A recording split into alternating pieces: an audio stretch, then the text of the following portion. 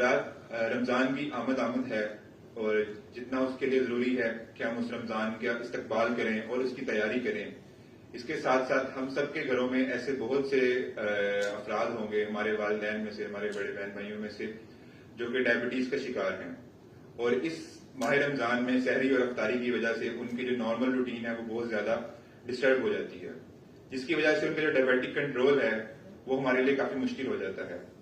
इस पहलू को उजागर करने के लिए हमने दावत दी है प्रोफेसर डॉक्टर ताज जमशेद साहब को। Professor doctor Taj Jamshed is professor of internal medicine, Sharif medical city and a visiting consultant eight Chughtai hospital. मैं उनको दावत दूंगा कि वो स्टेज पर आए और रमजान और डायबिटीज के मुतालिक एक सैर हासिल गुफ्तगू करें।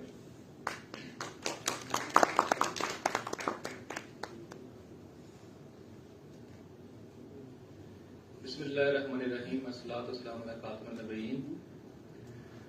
सबसे पहले तो मैं शुक्रिया अदा करूंगा बीमा का और स्पेशली प्रोफेसर हुमायूं साहब का कि उन्होंने मुझे इनवाइट किया और एक ऑनर दिया कि मैं यहाँ पे डायबिटीज और रमजान का जो आपस में एक लिंक है उस पर बात कर सकूं। और जैसे प्रोफेसर एजाज साहब ने कहा कि बतौर मुस्लिम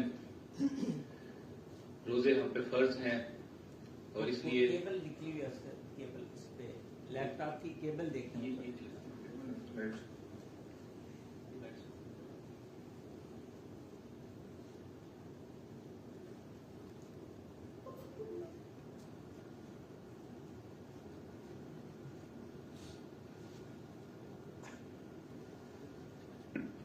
और जैसे सर ने कहा कि हदीस कुदसी सर ने कही तो इसमें कि रोजा अल्लाह के लिए है और अल्लाह ताला जो है ना इसका स्वाब देता है। और रोजे के अंदर जो रमजान में जो नवाफल भी होते हैं उसका स्वाब प्राइज के बराबर है और जो प्राइज हैं 70 गुना। तो इसमें अगर हम देखें तो ज़ाहिर ख्वाहिश तो हर एक की है कि हम इस बाबरकत महीने से हम बहुत ज्यादा स्वाब कमाएं और हमारी जो सेहत है वो भी अच्छी रहे और हमारे जो रमजान का एक इस्तकबाल हम अच्छे तरीके से कर सकें और अपने जो मुख्तलिफ जो अपनी बीमारियों के लिहाज से है उसको भी हम अच्छे तरीके से टैकल कर सकें। तो जहां तक शुगर का ताल्लुक है, डायबिटीज का ताल्लुक है, हमारे यहाँ अगर देखा जाए तो मेरा ख्याल है कि जिस तरह से हमारा ये लाइफस्टाइल जो चेंज हो रहा है और जिस तरह ये डायबिटीज का नंबर बढ़ रहा है, एक बड़ी फिक्र वाली बात है। और उसमें जो रिसेंट जो स्टडीज वगैरह आ रही हैं, जो नंबर आ रहे हैं वो बड़े हैरानकुन भी हैं और देखा ये जा रहा है कि हर तीसरा चौथा बंदा जो है वो डायबिटिक है, सम हाउ और दी अदर, वो जानता है या नहीं जानता। ये इतना नंबर जो है ना वो बढ़ता जा रहा है।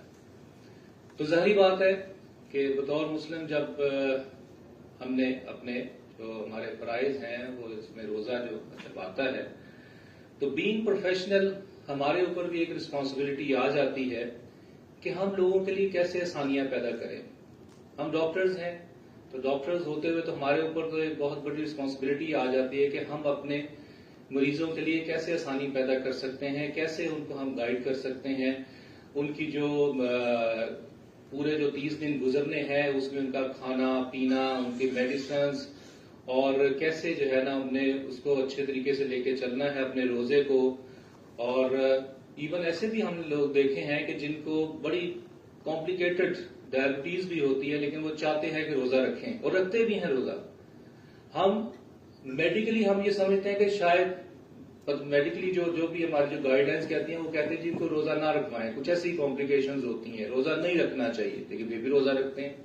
हमें रिस्पेक्ट करनी चाहिए, लेकिन वहां पे हमारे ऊपर रिस्पॉन्सिबिलिटी डबल हो जाती है कि हम उनका जो रोजा अगर वो रखते भी हैं तो हमने उनको कैसे गाइड करना है, फैसिलिटेट करना है। तो इसमें इस रेफरेंस से मैं चंद एक बातें करूंगा। ये इसमें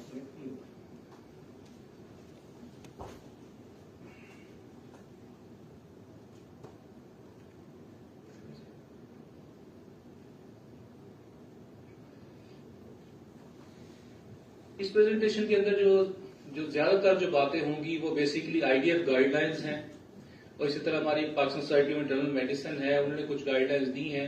तो बेसिकली एज ए रेफरेंस जो मैं बातें करूंगा ये इससे मैंने ये सारे रेफरेंसेस लिए हैं और कोई ऐसी कंफ्लिक्ट ऑफ इंटरेस्ट नहीं है। इसमें कुछ ऐसी जो मेडिकेशंस हैं उनके कुछ ब्रांड नेम्स भी दिए गए हैं, but this is just for the academic understanding और टू इजी टू अंडरस्टैंड, इसके लिए दिए गए हैं। कोई फाइनेंशियल बेनिफिट्स इसमें दे आर नॉट देयर। अंजर और स्वाब की उम्मीद तो है ना? जी बिल्कुल, ये इंटरेस्ट है जी बिल्कुल।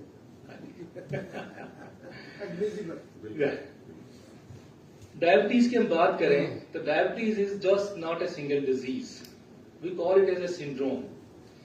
उसकी वजह ये है कि ये एक मेटाबॉलिक प्रॉब्लम है और मेटाबॉलिक प्रॉब्लम्स जो होती हैं वो सिर्फ एक सिस्टम को इन्वॉल्व नहीं करती, एक सिस्टम के ऊपर इफेक्ट नहीं करती, बल्कि ये है कि ये अगर हम डायबिटीज की हम बात करते हैं तो starting from the head to toe, from the right hand to the left hand, from the skin to the inner organs, कोई भी पार्ट जो है बॉडी का that can be affected by diabetes. और इसकी जो कॉम्प्लिकेशंस हैं, to understand the complications we can easily divide into micro and the macrovascular complications, और जिसमें हम बात करते हैं कि जो माइक्रोवास्कुलर कॉम्प्लिकेशन की form of I disease, retinopathy, nephropathy, neuropathy हो सकती हैं। Then the macrovascular in the form of strokes, cerebrovascular accidents, the peripheral artery disease, the coronary artery disease, ये सारी कॉम्प्लिकेशंस हो सकती हैं। तो इसका मतलब यह है कि दिस इज ए डिजीज, ये किसी भी ऑर्गन को, किसी भी पार्ट ऑफ द बॉडी को कैन अफेक्ट कर सकती है। और अगर बर्डन की बात करें, जैसे मैं कह रहा था 2 साल पहले जो फिगर थी 3 साल पहले जो 19 में जो एक फिगर आई थी वो उसमें पाकिस्तान चौथे नंबर पे था by the number of patients, और 2021 की जब फिगर आई तो वो पाकिस्तान का नंबर एकदम से 3 पे चला गया। और ये जो फिगर यहाँ पे 33 मिलियन दी गई है, ये वो लोग हैं जो डायग्नोज्ड हैं। कहा जाता है कि इतने ही पेशेंट हुए हैं जो कि अनडायग्नोज भी हैं, जिनको पता नहीं है अभी, जो प्री डायबिटीज स्टेज पे भी हैं या जिनको सिम्टम्स ही नहीं है, they are not getting their test done, तो उनको जो है ना वो डायबिटीज है बट दे डोंट नो। और ये एक्सपेक्ट किया जा रहा है कि by 2045 this number will go by 62 million. लेकिन मेरे जो हालात लग रहे हैं वो लगता है कि ये नंबर शायद बहुत जल्दी हम इस पे पहुंच जाएंगे। तो ये एक बड़ी एक अलार्मिंग, यानी 3 करोड़ से ज्यादा लोग जो है ना वो डायग्नोज डायबिटिक्स हैं। और इस्लाम ऑब्वियसली एक पूरी दुनिया में जो जितने भी लोग रहते हैं उसमें सबसे ज्यादा मुस्लिम्स ही हैं, 1.9 बिलियन मुस्लिम्स आर देयर, और ये हर साल 3% के हिसाब से इसका इंक्रीज हो रहा है। और south Asia obviously is the largest जहां पे डायबिटिक पेशेंट्स हैं, मुस्लिम्स हैं, और 1/3 ऑफ ऑल द मुस्लिम्स। और Ramzan obviously one of the main pillar of जो इस्लाम है, and this is the month, जैसे सर ने भी कहा कि this is a holy month when the Quran was revealed on Hazrat Mohammad सल्लल्लाहु अलैहि वसल्लम। तो ये बड़ी एक बाबरकत महीना समझा जाता है। तो fasting during Ramzan is duty for all the healthy adult Muslims. और थोड़ा सा रेफरेंस दूंगा, अल्लाह ताला मुझे माफ करे अगर इससे अल्फाज आगे पीछे मेरे से हो जाए। तो whoever witness the month of Ramadan, then he or she should fast. But if any of you is ill or traveling, then he or she is exempted from fasting, and the missed fast should be completed at another time. जैसे इस पे पहले भी बात हुई, तो ये यहाँ पे हर एक के ऊपर फर्ज तो है, लेकिन कुछ एग्जेम्पशंस दी गई हैं। और एग्जेम्पशंस की अगर हम बात करें तो उसमें ऑब्वियसली बच्चे हैं, जो बीमार हैं, ट्रेवलिंग सफर में हैं, और इसी तरह वुमेन ड्यूरिंग मेंसेस। तो दीज आर द पीपल, या फिर ये वो जो रिड्यूस मेंटल कैपेसिटी के साथ है, दे आर एग्जेम्प्टेड। और obviously the many Muslims, even those who could seek exemption, they have the desire, वही ख्वाहिश तो होती है कि जी हमने रोजा रखना है। तो despite this exemption they wish कि हम रोजा रखें, और वो रोजा रखते भी हैं। और ये कुछ स्टडीज हैं, इसको quickly I will go through. कि जैसे एपीडिया स्टडी, उसमें देखा कि जो टाइप 1 डायबिटिक्स 42% से ज्यादा लोग जो थे वो फिर भी रोजा रखते थे, टाइप जो कि अलग एग्जेम्पशन में आती है type 1 diabetes according to the medical जो हमारा जो डेटा है। और मोर देन 78% लोग ऐसे थे जो कि टाइप 2 डायबिटिक थे, और वो रोजा उन्होंने कम से कम 15 दिन का रोजा उन्होंने रखा। और क्रीड स्टडी ये बताती है कि इसमें तकरीबन जो टाइप 2 डायबिटिक्स हैं उसमें उन्होंने तकरीबन को 94% से ज्यादा वो लोग थे जिन्होंने 15 दिन से ज्यादा रखा रोजा, और तकरीबन 63% इन 94 में से वो थे जिन्होंने कॉन्टिन्यूस डेज पे रोजे रखे। तो ये जो स्टडीज बताती हैं कि रोजा जो है वो डायबिटिक होने के बावजूद रोजा रखा जाता है। तो एज ए मेटाबॉलिक प्रॉब्लम अगर कोई डायबिटिक पेशेंट है, कोई रोजा रखता है, तो हम एक्सपेक्ट करते हैं, क्योंकि देखें रोजे के अंदर सब कुछ डायनामिक्स चेंज होती हैं, उसमें हमारा जो एक सोशल डायनामिक्स भी चेंज होती है, हमारी मेडिकल डायनामिक्स भी चेंज होती है, और हमारे जो स्लीप टाइम है वो चेंज हो जाता है हमारा। इसके अलावा जो वर्किंग आवर्स में चेंजेस आती हैं, डाइट में चेंज आ जाती है। हम जो है वो जारी बात है, और फिर इसमें फास्टिंग में सुबह सहरी से लेकर अफ्तारी तक खाना पीना बंद हो जाता है, और इसके बाद फिर क्या है कि जब हम रोजा खोलते हैं तो एक इंटेंट होती है हमें कि हमने खाना है और थोड़ा ज्यादा खाने की कोशिश करते हैं। सहरी का टाइम है तो हम कोशिश करते हैं कोई ऐसी चीज खाएं जो मेरा ज्यादा से ज्यादा टाइम जो है ना वो मैं भूख न लगे, तो उसमें फिर हेल्दी से अनहेल्दी की तरफ टेंडेंसी जो है ना हमेशा रहती है। तो all these changes that can lead to some complications in diabetics, और उसे हमेशा risk of hypoglycaemia, hyperglycaemia, similarly dehydration. अब तो रोजे आहिस्ता आहिस्ता टाइम के साथ ऐसे मंथ्स में आना शुरू हो रहे हैं कि जिसमें इतनी गर्मी नहीं है, लेकिन अगर आप देखें कि जो गर्मियों के रोजे होते थे, जून जुलाई अगस्त के रोजे के जब हबस भी होना तो बहुत ज्यादा डिफिकल्ट होता था, तो स्पेशली फॉर सच पेशेंट्स तो ये तो और ज्यादा इसमें डिफिकल्टी होती थी। They can develop even the complication जिसको हम डायबिटिक कीटोएसिडोसिस। तो ये रिस्क हमेशा इन डायबिटिक पेशेंट्स में रहते हैं, और ये हमें पेशेंट्स को बताना बड़ा जरूरी होता है, और इसको हमें इनको मैनेज करने के लिए भी स्ट्रेटेजीज बनानी पड़ती हैं।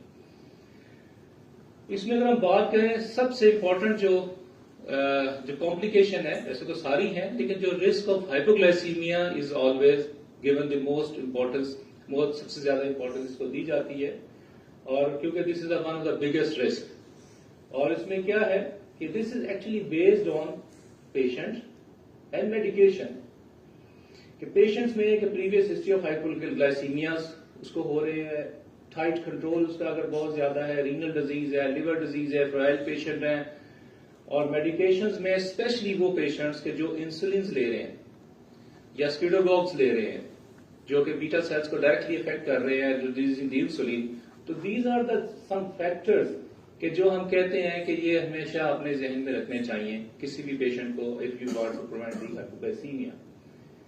और बीइंग मेडिकल प्रोफेशनल, जैसे मैंने अभी बात की कि ये हमारे ऊपर सबसे पहली बात यह है कि ये जो जितने भी पोटेंशियल रिस्क हैं हमें इसका पता होना चाहिए। सबसे पहले तो खुद हमें अपडेट होना चाहिए, और उसके साथ साथ ऑब्वियसली हमारी रिस्पॉन्सिबिलिटी है कि हम बीइंग प्रोफेशनल्स हम इनको कैसे जो है ना टैकल करने के लिए हम पेशेंट्स को बता सकते हैं, और कैसे इन कॉम्प्लिकेशंस को बचा जा सकता है, और अगर होती है तो उसको कैसे हैंडल किया जा सकता है। ये हमारी रिस्पॉन्सिबिलिटी बहुत ज्यादा इसमें आ जाती है, और ऑब्जेक्टिव एक ही है कि हमने इन कॉम्प्लिकेशंस को बचाना है, स्पेशली जो हाइपोग्लाइसीमिया है वी शुड बी ट्राइंग कि हम इसको इसकी जो इंसिडेंस है कम से कम हो पेशेंट्स के अंदर। तो इसमें सबसे जो इम्पोर्टेंट बात आ जाती है कि pre Ramzan assessment is always important. जैसे हमने कहा कि रोजे रखने से पहले इस्तकबाल रमजान की हम उसकी तैयारी शुरू कर देते हैं, कि why not for the diabetic patients also कि हम ऐसी तैयारी करें कि पेशेंट्स को हम फैसिलिटेट कर सकें फॉर दी फास्टिंग, और रमजान रोजों के लिए हम उसको फैसिलिटेट कर सकें। तो ये जो एजुकेशन और असेसमेंट है उसके कुछ टूल्स हैं जो कि ये 6 याद रखने बहुत जरूरी है। सबसे पहला जो है वो है आपका कि पेशेंट जो है उसकी रिस्क क्वांटिफिकेशन या स्ट्रेटिफिकेशन करना, यानी ये देखना कि कौन सा पेशेंट है जिसके लिए आसान है रोजा रखना, लो रिस्क में आ रहा है, कौन सा ऐसा है कि मॉडरेट में, कौन सा ऐसा है जो कि हाई रिस्क में है। तो इसको स्ट्रेटिफाई करना रिस्क को it's always important. Then obviously the glucose monitoring. आम दिनों में ग्लूकोज मॉनिटरिंग इतनी ज्यादा नहीं होती, लेकिन रोजे के अंदर रिकमेंड किया जाता है कि हमें इसकी मॉनिटरिंग ज्यादा जरूरत होती है, और स्पेशली जो सेल्फ ग्लूकोज मॉनिटरिंग है this is very important. Then fluid and dietary advices क्या देनी है आपने, एक्सरसाइज एडवाइस क्या है, मेडिकेशन एडजस्टमेंट बड़ा इंपॉर्टेंट पार्ट है ये। अक्सर मरीज आके पूछेंगे कि दवाई का मैं क्या करूं, तो ये हमारा काम है कि हम उनको गाइड करें। एंड देन ऑब्वियसली एक और पॉइंट जो बड़ा इंपॉर्टेंट है दैट इज कि कब रोजा तोड़ना है, जब रोजा रखा हुआ है, क्या प्रॉब्लम हुई है जिसकी वजह से हमें रोजा तोड़ने का एडवाइस करना चाहिए पेशेंट को। तो ये 6 जो अप्रोचेज हैं, ये 6 जो पॉइंट्स हैं, दीज आर ऑलवेज इंपॉर्टेंट, ये जहन में हमारे होनी चाहिए। मैं बहुत ब्रीफली, मैं I am not going to details for each and everything, थोड़ा ब्रीफली इसको रखूंगा। और प्री रमजान असेसमेंट यानी रोजा शुरू, रमजान शुरू होने से पहले आइडली ये कहा जाता है कि 6 to 8 वीक्स आर इम्पॉर्टेंट, और कि पहले रोजा शुरू होने, रमजान शुरू होने से पहले असेसमेंट करनी चाहिए पेशेंट्स की। उनका लैब वर्क करना है वो करें, उसके स्टेटस देखना है कंट्रोल का वो देखें, कॉम्प्लिकेशंस का पता होना चाहिए क्या है। तो एक pre Ramzan assessment at least 6 to 8 weeks. और हमारी जो Pakistan society of internal medicine है वो कहती है कि एटलीस्ट चलो 2 to 4 वीक्स भी अगर आ जाता है तो वो भी एक सफिशिएंट टाइम है कि आप उसमें उसको आप गाइड कर सकते हैं। और ये असेसमेंट के अंदर कि उसकी detail history, aspect of diabetes उसको बताना, और प्रेजेंस ऑफ कॉमोर्बिडिटीज को देखना, प्रायर एक्सपीरियंस क्या रहा है पेशेंट का पिछले सालों में जो रोजे थे, और इसके अलावा सेल्फ मैनेजमेंट एबिलिटी क्या है पेशेंट की कि उसको कैसे डायबिटीज को ड्यूरिंग रमजान मैनेज कर सकता है। तो ये कुछ पॉइंट्स हैं जो कि प्री रमजान असेसमेंट में हमें देखने हैं। Then obviously considering all these factors कि उसको फिर हमने रिस्क को स्ट्रेटिफाई करना है, और उसके साथ साथ self monitoring of blood glucose. ये ऑब्वियसली जो रिस्क स्ट्रेटिफिकेशन है उससे गाइडेंस हमें मिलती है कि इस पेशेंट को कितनी दफा रोजे के अंदर या वैसे शुगर को चेक करने की जरूरत है। और एक इम्पॉर्टेंट पॉइंट कि ड्यूरिंग रमजान कब रोजा तोड़ना है, ये एक ऐसा एरिया है कि जो हमें पता होना चाहिए। जो गाइडलाइंस ही कहती है कि अगर blood glucose during fasting time के अंदर less than 70 milligram per decilitre है तो recheck within 1 hour the blood glucose, इस टाइम पे रोजा तोड़ देना चाहिए। ये सबसे इंपॉर्टेंट बात है 70, ठीक है। और अगर 70 to 90 है तो रीचेक करें दोबारा, और उसको आप देख सकते हैं आफ्टर 1 आवर। और blood glucose level more than 300 है तो इस पे भी रोजा तोड़ देना चाहिए। और सिम्टम्स ऑफ हाइपोग्लाइसीमिया अगर आ रहे हैं जैसे कि ट्रेमलिंग है, स्वेटिंग है, इंक्रीज हंगर है, ड्राउजीनेस हो रही है, फीलिंग ऑफ पैल्पिटेशन है, तो ये सिम्टम्स अगर आ रहे हैं तो ये मोस्ट लाइकली हाइपोग्लाइसीमिया के सिम्टम्स हैं, या कोई और कोई एक्यूट इलनेस हुई है। तो दीज आर द फैक्टर्स के जिसमें हम कह सकते हैं कि patient should be asked to break the fast. और ऑब्वियसली जब रमजान खत्म होता है तो दोबारा से हमने वही जो 11 महीने की रूटीन है उस पर हमने आना होता है, तो उसके लिए फिर दोबारा से हम आफ्टर द रमजान हम असेसमेंट कर सकते हैं। और रिस्क स्ट्रेटिफिकेशन के लिए सबसे इंपॉर्टेंट बात है कि टाइप ऑफ डायबिटीज, मेडिकेशन कौन से ले रहे हैं, इंडिविजुअल हाइपोग्लाइसेमिक रिस्क कितना है, कॉम्प्लिकेशंस क्या है, सोशल एंड वर्क सर्कमस्टांसेस कैसी हैं, और प्रीवियस रमजान एक्सपीरियंस क्या है। और ये जितनी भी असेसमेंट हम करते हैं, इन सारे फैक्टर्स हैं, ये बड़ी इंडिविजुअलाइज्ड होती हैं। मीन टू से कि हर पेशेंट एक डिफरेंट पेशेंट है। जैसे आप कहते हैं ना कि हमारे अंगूठे के जो मार्क्स हैं वो नहीं मिलते आपस में, तो हमारी जो एक कह लें कि इंटरनल जो बॉडी का जो सारा मैकेनिज्म है वो भी एक दूसरे से नहीं मिलता, हर एक का डिफरेंट है। तो हमने हर पेशेंट को उसके लिहाज से हमने इंपॉर्टेंस देनी है, जिसको इंडिविजुअलाइज्ड केयर कहा जाता है। तो ये बड़ा एक पर्सनलाइज्ड इंडिविजुअलाइज्ड केयर के हिसाब से हमने पेशेंट को लेके चलना होता है। अब ये थोड़ा सा एक इस पे शायद नजर नहीं आ रहा सही, लेकिन ये आप you can get it from the IDF जो गाइडलाइंस हैं। ये एक टेबुलेटेड फॉर्म में रिस्क स्कोर दिया गया है 1, 2, 3, 3.5 लाइक दिस डिफरेंट फैक्टर्स जो भी मैंने पीछे बात की है जो रिस्क स्ट्रेटिफिकेशन की, उन्हीं को आगे डिटेल में दिया है। और इससे जो पेशेंट के जो फीचर्स होते हैं दे आर गेटिंग दिस, और उसको फिर हम अपना स्कोर करते हैं। और ये जो स्कोर है उसके मुताबिक फिर हम रिस्क उसका स्ट्रेटिफाई करते हैं। सॉरी कि आपको वो नजर नहीं आ सके, लेकिन I would ask you people कि अगर आप इसको IDF गाइडलाइन से इस पेपर को अगर आप जो एक है बना हुआ स्कोर कार्ड अगर अपने मोबाइल्स पे अगर आप रखें तो आप सब के लिए एज ए क्लिनिशियन आपको बहुत इसमें फायदा होगा। तो रिस्क स्ट्रेटिफिकेशन स्कोर अगर 0 to 3 है तो obviously fasting is probably safe. तो उसमें बाकी तो वही फैक्टर्स है कि मेडिकल एवेल्युएशन, ड्रग एडजस्टमेंट और ये सारी चीजें हमने करनी है। 3.5 to 6 स्कोर आता है तो this is a moderate risk, और फास्टिंग इज अनसर्टन रख सकते हैं, लेकिन इसमें ज्यादा स्ट्रिक्ट मॉनिटरिंग की जरूरत है, और ऑब्वियसली जो मेडिकेशन एडजस्टमेंट और सारी चीजें आ जाती हैं। और हाई रिस्क वो है जिसमें स्कोर जो है उस कार्ड से, उस सर्टिफिकेट स्कोर से मोर देन 6 है, so probably this is unsafe, तो इनको हम एडवाइस करते हैं कि रोजा ना रखें। सिंप्लीफाई करने के लिए जो फैक्टर्स हैं उसमें वो पेशेंट्स जो कि टाइप 1 डायबिटिक्स हैं, प्रेगनेंसी है, CKD 4 और 5 है, decompensated chronic liver disease के पेशेंट हैं, हार्ट फेलियर है विद न्यूयॉर्क हार्ट एसोसिएशन जो क्लासिफिकेशन 3 to 4 है, any disease requiring frequent medications, any patient who is too unwell, या पेशेंट्स चॉइस भी हो सकती है। तो ये कुछ इसको समराइज किया गया कि ये वो फैक्टर्स हैं कि जो ज़हन में होने चाहिए कि जिनको रोजा नहीं रखना चाहिए। लेकिन इनमें भी बहुत सारे लोग ऐसे होते हैं कि वो रोजा रखते हैं, लेकिन हमें उन्हें फैसिलिटेट करना है, उनके ऊपर इम्पोज नहीं करना चीजों को। और self monitoring of blood glucose, ideally ये कहा जाता है कि जितना ज्यादा रिस्क है मॉनिटरिंग उतनी ज्यादा। तो ये 7 पॉइंट स्कोर है या 7 point blood glucose monitoring guide है कि जिसमें हम करते हैं, उसमें आईडी ऑब्वियसली जो सहरी टाइम है, फिर सुबह जब उठते हैं तो उसके बाद फिर दोबारा चेक करना, फिर तीसरा दोपहर को, फिर ये आफ्टरनून में, और उसके बाद क्या है कि जो प्री सनसेट यानी कि जो जिसे हम कह सकते हैं कि तकरीबन अफ्तारी का जो टाइम आ जाता है, अफ्तारी के 2 घंटे के बाद सॉरी, और फिर एनी टाइम के जब कोई हाइपोग्लाइसीमिया का सिम्टम आता है या कोई और कोई इलनेस होती है तो दैट टाइम कि उसको हम 7th पॉइंट कहते हैं जिसमें कर सकते हैं। ये एक आइडियल है, जैसे मैंने कहा कि स्पेशली वो लोग जो बड़े हाई रिस्क पे हैं या मॉडरेट रिस्क में हैं, इसको मॉडिफाई किया जा सकता है, इसको कम किया जा सकता है अकॉर्डिंग टू दी पेशेंट्स जो उसका स्टेटस चल रहा है। एक्सरसाइज, हम आइडियली तो डायबिटिक पेशेंट्स जो होते हैं उनमें एडवाइस करते हैं जी आधा घंटा रोज करें वॉक, ब्रिस्क वॉक करें, हफ्ते में 5 दिन होनी चाहिए और ये सारा। लेकिन इतनी ज्यादा रिगरस एक्सरसाइज यूजुअली रिकमेंड नहीं की जाती रोजों में। Moderate, like to moderate exercise, और सबसे बेहतर जो है अल्लाह ताला ने हमें एक एक्सरसाइज खुद ही दी हुई है, वो है तरावी। नमाज पढ़ते हैं और साथ तरावी पढ़ते हैं, तो मेरा ख्याल है कि ये जो एक एक्सरसाइज है ऑटोमेटिकली इसके अलावा अलहदा से एक्सरसाइज की शायद जरूरत नहीं होती।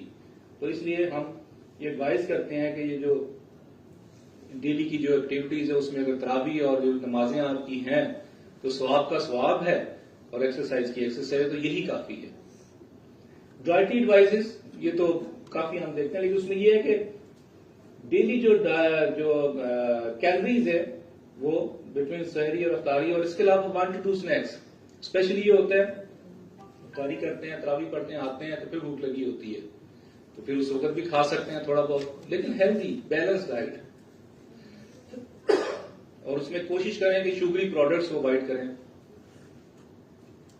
शुगरी प्रोडक्ट्स को अवॉइड करें, और इंश्योर करें कि बैलेंस डाइट में 40 to 50% कार्बोहाइड्रेट, 20-30% प्रोटीन और लेस देन 35% फैट। यहाँ पे डाइटिशियन जो है हमारे न्यूट्रिशनिस्ट, उनका बड़ा रोल है, डायबिटिक एजुकेटर्स का बड़ा रोल है और डाइटिशियंस का कि वो कैसे पेशेंट को बैलेंस डाइट के लिए बताते हैं। और low glycemic index diet with high fibres, जैसे कि जो अनाज है वो बीन्स और राइस भी ये है कि हम कोशिश करते हैं कि बहुत ज्यादा नहीं लेकिन ले सकते हैं, और शुगरी प्रोडक्ट्स, डेजर्ट्स जो है ना वो सारे बंद, फ्रूट ज्यादा लें, सब्जियां ज्यादा लें, सैलड ज्यादा लें, और हाई सैचुरेटेड फैट जिसमें घी है, इसके अलावा समोसाज हैं, पकौड़ाज। अब समोसे पकौड़े के बगैर रोजा अफ्तारी तो होती नहीं है, तो हमारे उसमें प्राइस में मेरे ख्याल शामिल कर दिया गया कि अफ्तारी उस वक्त ही होगी जब समोसा या पकौड़ा होगा। तो ये थोड़ी सी डिबेटेबल चीज है, विल सी। और use small amounts of oil, keep hydrated, ये बड़ा इंपॉर्टेंट है कि बिटवीन अफ्तारी और सहरी का जो टाइम है जो उसके अंदर कोशिश करें कि आप अपनी हाइड्रेशन को ज्यादा से ज्यादा अच्छा रखें, पानी ज्यादा पिए, और इस तरह कोशिश करें कि इसमें जूसेस वगैरह नहीं आपने पीने, और कैफिनेटेड और स्वीटेंड जो ड्रिंक्स हैं, ये जो बेवरेजेस हैं, इनको अवॉइड करें। मेडिकेशन एडजस्टमेंट, इसका मेन इसका ये पार्ट है कि हम कैसे मेडिकेशन, तो आपको पता है पेशेंट्स मेडिकेशंस ओरल पे भी होते हैं, इंसुलिन पे भी होते हैं, तो ये जो पेशेंट्स होते हैं इनको हमने कैसे गाइड करना है कि जी किस मेडिकेशन को कब लें, क्या करें। तो विल सी ब्रीफली। इसमें सबसे पहली बात तो ये है कि हमने मेडिकेशंस को अपने ग्रुप करना है, ये देखना है कि वो कौन सी ऐसी मेडिकेशंस हैं कि जिनके साथ, जैसे मैंने पहले बात की कि hypoglycaemia is the main complication, कि कौन सी ऐसी मेडिकेशंस हैं कि जिनके साथ हाइपोग्लाइसीमिया रिस्क बहुत ज्यादा है, किन के साथ मॉडरेट सा है और किन के साथ बहुत कम है। तो हमने कोशिश ये करनी है कि हमने उन मेडिकेशंस पे ज्यादा रखने की कोशिश करनी है कि जिनके साथ हाइपोग्लाइसीमिया का रिस्क सबसे कम है। तो वी विल सी कि जो लो रिस्क है उसमें metformin, SGLT2 inhibitor, acarbose, thiazolidine, DPP4 inhibitor और GLP-1 रिसेप्टर एगोनिस्ट। और ये न्यू ग्रुप सल्फोनाइल यूरियाज जो सेकंड जनरेशन में आते हैं और थर्ड जनरेशन में जिसमें ग्लिमिपराइड है, ग्लिक्लाजेड, MR है, इसके अलावा ये बेजल इंसुलिन है और basal insulin with GLP-1 receptor agonist. ये जो कॉम्बिनेशन है ये हो सकते हैं। तीसरा जो है जो हाई रिस्क में आ जाता है वो ऑब्वियसली वो जो पुराने जो ओल्ड ग्रुप था जिसमें ये स्पेशली ग्लिबिंक्लामाइड आती है ये, और इसके अलावा जो इंटरमीडिएट एक्टिंग और प्री मिक्स इंसुलिन है, ये हाई रिस्क है जिनके साथ हाइपोग्लाइसीमिया के सबसे ज्यादा चांसेस हो सकते हैं। अगर हम बात करें कि जो सल्फोनाइल यूरियाज और नंबर 2 इंसुलिन, इनको अगर हम निकाल दें तो बाकी जितने भी ग्रुप हैं वो लो रिस्क के साथ हैं। इस तरह याद रखा जा सकता है कि सल्फोनाइल यूरियाज और इंसुलिन ये रिस्क को बढ़ाते हैं। इनके अलावा जितने भी ग्रुप हैं उनके साथ हाइपोग्लाइसीमिया का रिस्क सबसे, इमीडिएट रिलीज भी देते हैं, एक्सटेंडेड रिलीज भी देते हैं। क्या करें? मोनोथेरेपी है, सुबह के टाइम पे एक गोली खा रहा है पेशेंट, क्या करें? बड़ा आसान है, उसको अफ्तारी के टाइम पे ले जाए, कोई उससे परेशान होने वाली बात नहीं है और इससे हाइपोग्लाइसीमिया का चांस भी नहीं है, लेकिन उसको शाम के टाइम पे ले जाए तो ज्यादा बेहतर है। 2 दफा ले रहा है, अच्छा कंट्रोल है पेशेंट का प्री रमजान, तो इसको सुबह शाम ही रखें, कोई प्रॉब्लम नहीं है। 3 दफा ले रहा है TDS, उसका क्या करें? दोपहर को तो ज़ाहिर नहीं खाएंगे, रोजा रखा हुआ है, सुबह खा ले और 2 इकट्ठी रात को खा ले अफ्तारी के टाइम पे, ठीक है? तो ये immediate release, extended release preparations हैं, इसमें कोई डोज एडजस्टमेंट की जरूरत भी नहीं है।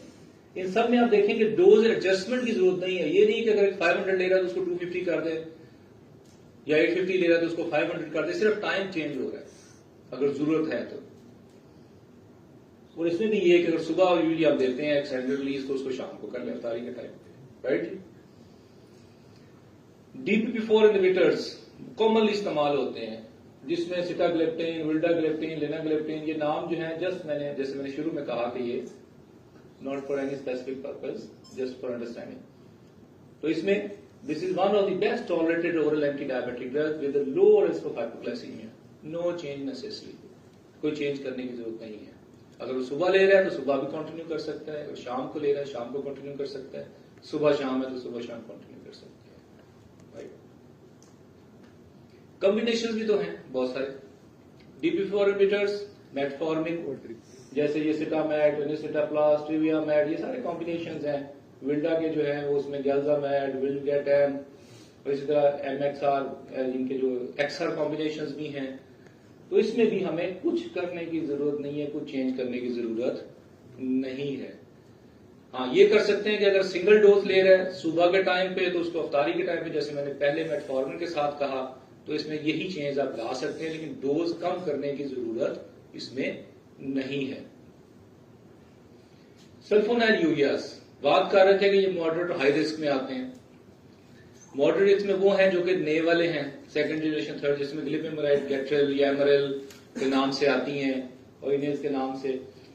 तो क्या करें?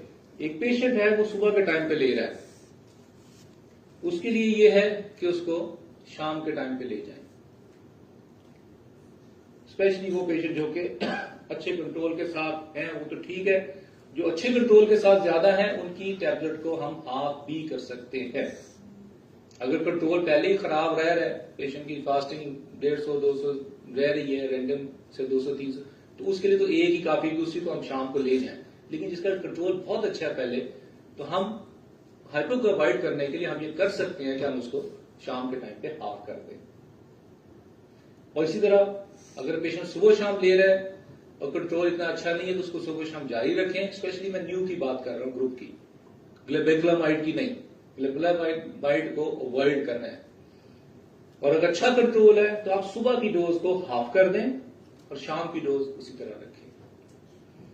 तो ये बेसिकली इसमें हम सल्फोनाइल यूरियाज के जो मोनोथेरेपी के तौर पे जो इस्तेमाल होती है, we can make the changes like this. SGLT2 inhibitors working through the kidneys, glucose वहां से जो एक्स्ट्रा है वो निकल रहा है, SGLT2 ब्लॉकर साथ वाटर भी ले जा रहा है, सोडियम भी ले जा रहा है। हाइपो तो नहीं करेगा लेकिन कुछ और रिस्क फैक्टर्स हैं, विल सी। इसमें वही एम्पाग्लिफ्लोजीन, डेपाग्लिफ्लोजीन, एल्टर-2 और ये सारे आ जाते हैं, even combination with sitagliptin. No dose adjustment, dose कम करने की जरूरत नहीं है। अगर कोई 10 ले रहा है एम्पा तो उसको 10 ही रखें, लेकिन बेटर कि आप उसको अफ्तारी पे कर दें। इसी तरह बाकी को भी ठीक किया जा सकता है। अब कॉम्बिनेशंस भी हैं SGLT2 इनहिबिटर्स और मेटफॉर्मिन, डेपाग्लिफ्लोजीन, मेटफॉर्मिन, जैसे डेपामेट वगैरह है, ज़िगामेट है। इसके लिए कि continue as such if there is no significant diuresis, but again the point is कि आप उसको इवनिंग पे ले जाए, या ये कर सकते हैं कि सुबह के टाइम पे कॉम्बिनेशंस को ब्रेक करके सिर्फ मेटफॉर्मिन कर दें, SGLT2 को निकाल दें उसमें से, या फिर यह है कि आप शाम के टाइम पे कॉम्बिनेशन को ले जाएं। This is the best approach. इसकी वजह यह है कि ये कुछ है सेफ्टी कंसर्न है, this is not recommended for each and every patient. ये बड़ा ख्याल रखना है आपने।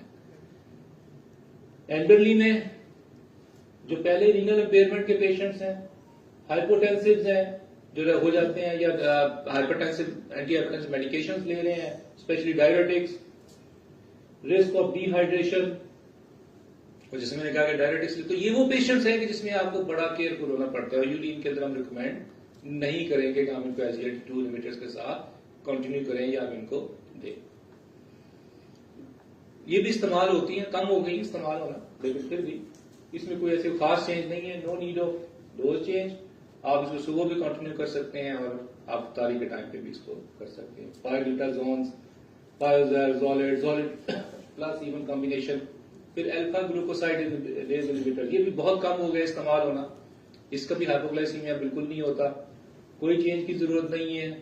सुबह शाम ले रहा है तो सुबह शाम रखें, सुबह दोपहर शाम है तो दोपहर की डोज को, दोपहर को खाना ही नहीं है तो उसने काम भी नहीं करना, तो दोपहर की वैसे निकल जाएगी। उसको सुबह शाम सहरी तारीख के साथ इसको रखें। GLP-1 रिसेप्टर एगोनिस्ट, ये वो ड्रग्स हैं जिनमें के स्पेशली ये इंजेक्टेबल फॉर्म में है। लिनाग्लुटाइड, विक्टोजा, ट्रुलिसिटी और ओज़ेम्पिक, ये बड़ी आजकल बड़ी इस्तेमाल हो रही है। जही साहब भी करा रहे हैं बड़े पेशेंट्स को वजन कम कराने के लिए। ओज़ेम्पिक भी बड़ी इस्तेमाल होती है। बात यह है कि दिस इज, अगर तो एक दफा इसकी डोज टाइट्रेशन आपने अचीव कर ली है तो we can continue with that dose, फिर हमें कुछ करने की जरूरत नहीं है। और टाइम वही होता है कि आप वैसे भी जो इसमें ज्यादातर है वो वीकली हैं, राइट। इसके अलावा ये वीकली हैं तो हम इसको हफ्ते के बाद ही लेना है, लेकिन इसमें डोज को एडजस्ट करने की कोशिश ना करें। ये प्री रमजान असेसमेंट में देख लें कि पेशेंट की डोज एडजस्ट हो गई है तो उसी के साथ फिर कंटिन्यू करें। अब इंसुलिन आ गई, इस पर भी थोड़ी सी बात कर लेते हैं। लॉन्ग एक्टिंग या इंटरमीडिएट एक्टिंग और बेसल इंसुलिन जिनको कहा जाता है, जिसमें NPH है, एम इंसुलिन, डेटामेर है, ग्लार्जिन इंसुलिन है, और वंस डेली ले रहे हैं, एक दफा दिन में। और एक दफा दिन में ज्यादातर ये स्पेशली ग्लार्जिन, डेटामेर वगैरह हम देते हैं।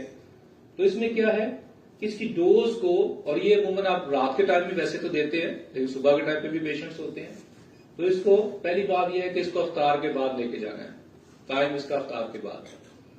और डोज को we can decrease the dose by 15 to 30%। For example अगर 20 यूनिट्स ले रहा है तो हम इसको जो है ना वो 15 यूनिट तक जा सकते हैं, तो कम कर दें 30%। और अगर सुबह शाम ले रहे हैं, ये स्पेशली जो है इंसुलिन है, बात का सुबह शाम भी चल रही है, तो उसमें जो मॉर्निंग डोज है जो ले रहे हैं, जितनी डोज फॉर एग्जाम्पल 20 मॉर्निंग है, 10 इवनिंग है, तो मॉर्निंग वाली डोज को आप अफ्तारी के टाइम पे ले जाएं, और जो अफ्तारी वाली या इवनिंग वाली डोज है उसको सुबह कर दें, लेकिन उसको रिड्यूस करके दें तकरीबन 50%, 30-50% रिड्यूस करें, तो ये रिवर्स हो जाएगा। यानी अगर 20 मॉर्निंग में 10 इवनिंग में है तो 20 will go to the iftar time and 10 will come to the morning time, suhoor time, और उसको भी 10 को कम करके we can decrease to 5 units. तो this is the way we can make the change in this insulin. Short acting insulin ये basically bolus insulin होती है, और अफ्तारी पे तो आपने नॉर्मल डोज ही रखनी है। दोपहर के जो ज़ाहिर खाना पाने तो दोपहर को इंसुलिन नहीं लगेगी, और जो सहरी की जो डोज है उसको भी 25 to 50% आप कम करते हैं। तो ये बेसिकली इसमें है कि जो बोलस इंसुलिन हैं, आप जो शाम वाली डोज है उसको अफ्तारी के टाइम पे रख लें, और जो लंच वाली तो वैसे ओमिट हो जाएगी, और जो इसके अलावा मॉर्निंग है उसको आप 25 to 50% कम कर दें। तो ये आपने इसमें, और ये कुछ एडजस्टमेंट्स होती हैं जो आप पेशेंट की इंसुलिन में कर सकते हैं कि अगर फास्टिंग, प्री अफ्तार, प्री सहूर अगर उसकी है तो आप फर्दर डोज को आप 4 यूनिट्स कम कर सकते हैं। लेवल 70 से कम आ रही है और 70 to 90 है तो 2 यूनिट और कम कर दें। लेकिन अगर 90 to 130 है जो टारगेट है इस टाइम पे फास्टिंग, प्री अफ्तार या प्री सहूर टाइम, तो फिर कोई चेंज करने की जरूरत नहीं है। ये पिछली स्लाइड जरा GLP-1 वाली दिखाइए। जी सॉरी,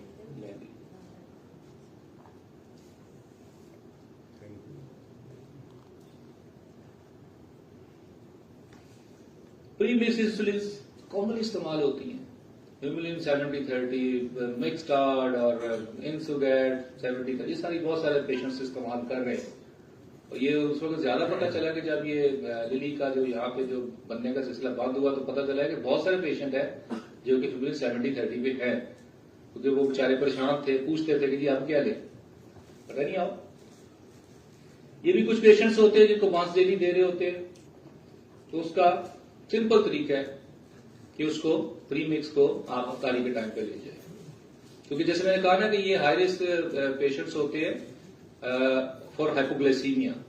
तो हमने हाइपोग्लाइसीमिया पीछे माइंड में यही रखना है कि हाइपोग्लाइसीमिया ना हो पेशेंट को।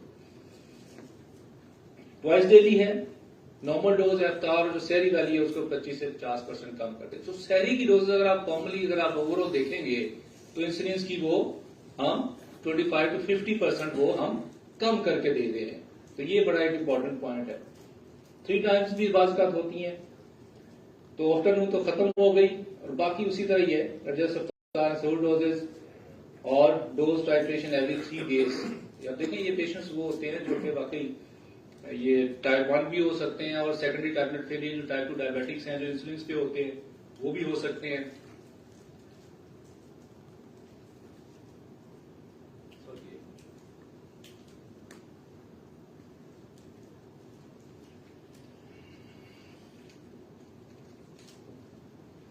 तो ऐसे पेशेंट्स में तो ये है कि हमें इंसुलिन जो है उसकी मॉनिटरिंग बड़ी इंपॉर्टेंट है। जैसे मैंने कहा कि सेल्फ मॉनिटरिंग, ब्लड ग्लूकोज, जैसे 7 पॉइंट्स हैं, तो ये वो पेशेंट्स होते हैं कि जिनमें हमें ये मॉनिटरिंग बहुत ज्यादा जरूरी है। हर तीसरे दिन पे रिव्यू भी करना जरूरी होता है, और बाकी जो एडजस्टमेंट है उसी तरह जैसे मैंने पहले बात की है।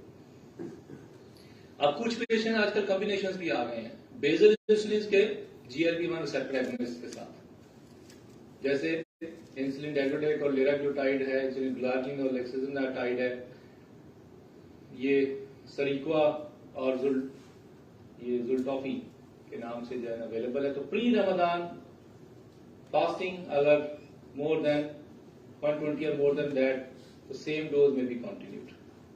प्री रमजान अगर 120 ऐसे ज्यादा रह रही है इसकी पेशेंट की फास्टिंग, तो आप इसको उसी डोज पे कंटिन्यू कर सकते हैं, और अगर उससे कम है तो रिड्यूस कर दे डोज को 20%। तो ये सिंप्लीफाई करने की कोशिश की है कि आप जो मेडिकेशन पेशेंट्स ले रहे हैं हम उसको कैसे कर सकते हैं। तो एट द एंड जो टेक होम मैसेज है उसमें ये है कि टेक होम मैसेज से पहले मतलब थोड़ा सा एक जिक्र जो करूंगा वो ये है कि एक तो मेरे जो सबसे पहले जो सीनियर रजिस्ट्रार अल्लाह ताला को जन्नत नसीब करे प्रोफेसर जियाउल्लाह साहब, शेख जायद में रहे हैं, सब जानते होंगे। When I did my part 1 FCPS in medicine, so I first joined Sheikh Zayed Hospital. That was in August 1994. तो he was my first senior registrar. और जो उनसे मैंने सीखा, जो उनसे उनका जो एक बोलने का अंदाज और जो उनका सारा था, तो रियली दिल से दुआ निकलती है कि अल्लाह ताला उनके दर्जात बुलंद करे।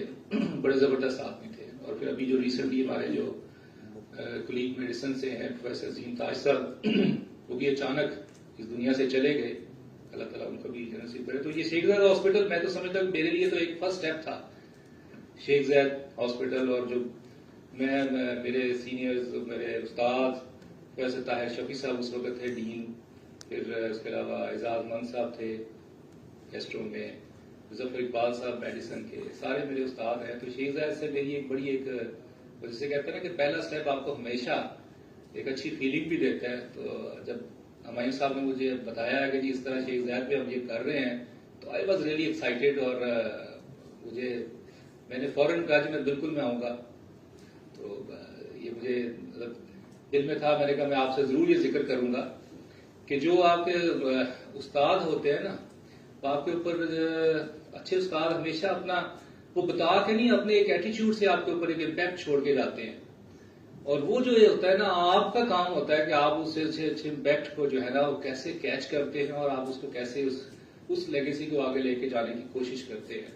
तो मैं मतलब अभी भी स्टूडेंट ही फील करता हूँ, तो अपने उस्तादों से अभी भी सीखता रहता हूँ। तो कोशिश यही करनी चाहिए, specially for the young generation, ये बात करूंगा कि अपने उस्ताद का उठना बैठना बात करना ये नहीं है कि आपको पकड़ के लेके जाएंगे अब पेशेंट के ऊपर, आपको जो बताएंगे वही सीखने वाली चीज है। नहीं, वो तो सीखना ही सीखना है। सीखना वो है जो कि आपका उस्ताद जब किसी से बात कर रहा है, किसी पेशेंट को कम्युनिकेट कर रहा है, काउंसलिंग कर रहा है, और उसका उठना बैठना हर चीज आपके लिए जो है ना वो एक अच्छा एक होता है कि आप उसको सीखने की कोशिश करें। तो at the take off message तो वही जो बातें मैंने की हैं कि many diabetic patient desire despite the examination they have the intense desire for the fasting.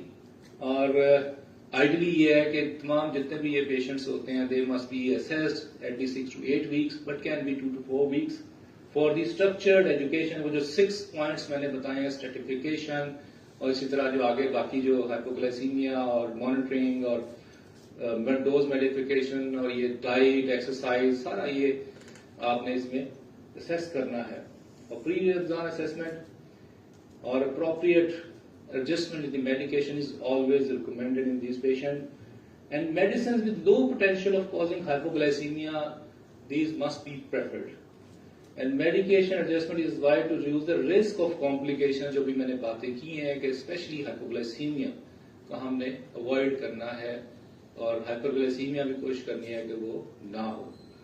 So thank you very much. This is मस्जिद, हमायूं साहब जानते हैं कि जमाती भी थे हम सर, और मैं जमीयत में रहा हूं, अभी भी मैं साथ ही हूं, बीमा के साथ हूं। ये बेसिकली अल्लामा इकबाल मेडिकल कॉलेज की बड़ी खूबसूरत व्यू है उस मस्जिद का।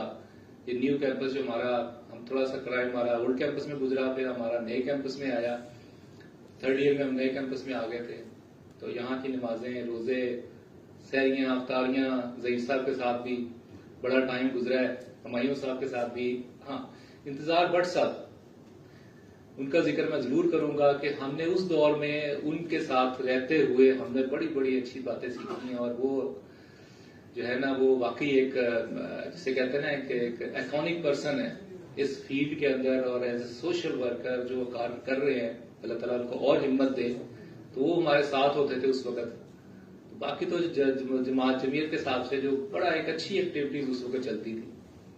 Thank you very much for, and I hope you have a healthy and blessed Ramadan. Thank you very much.